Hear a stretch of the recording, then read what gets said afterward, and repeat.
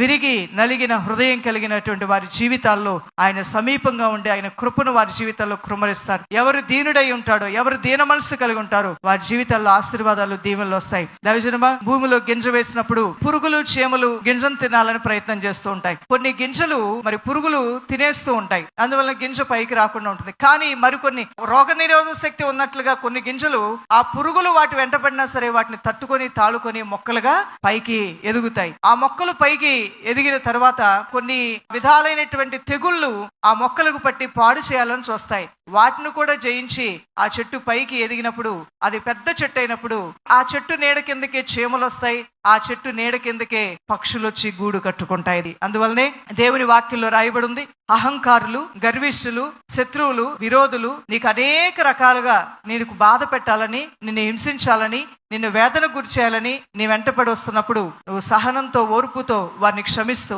నీ మట్టుకైతే దీనవస్త్రాన్ని ధరించుకొని విరిగి నలిగిన మనసుతో దేవుని చిత్తానికి అప్పగించుకొని, నీకు హాని చేసేవారిని నువ్వు క్షమించి, నీకు కాళ్ళు అడ్డు పెట్టేవారిని నువ్వు క్షమించి, నీ మార్గములు మూసేవారిని కూడా నువ్వు క్షమించి, నిన్ను దుఃఖపెట్టిన వారిని కూడా నువ్వు క్షమించి, అసూయపడివారు, ఈర్ష్యపడివారు నీ గురించి వ్యర్థంగా చెడ్డ మాటలలో పలుకుతున్నప్పుడు కూడా మంచి మనసుతో నువ్వు వారిని క్షమించి ముందుకు వెళ్తే, ఒక రోజున నీ మీద అసూయపడిన వారు, ఈర్ష్యపడిన వారు, నిన్ను హేళన చేసిన వారు నీ నీడ కిందకే వచ్చే విధంగా దేవుడు కార్యం చేయబోతున్నాడు. నీవే వారిని పోషించేవారుగా దేవుడు నిన్ను నిలబెడతాడు. నీ ఆశ్రయం కావాలని కోరుకుని వచ్చేవారుగా వారు ఉంటారు. నీ సహాయం కావాలని కోరుకుని వచ్చేవారుగా ఉంటారు. మీ సలహాలు మాకు కావాలండి అని కోరుకుని వచ్చేవారుగా ఉంటారు. ఇటువంటి దీన వస్త్రం అనేది ఎంత ఆశీర్వాదకరమో! ఈ దీన వస్త్రాన్ని ఎవరైతే ధరించుకుంటారో, ఈ విరిగి నలిగిన హృదయాన్ని ఎవరైతే ధరించుకుంటారో వారిని ఉన్నతంగా దేవుడు దీవిస్తాడు, ఆస్వాదిస్తాడు.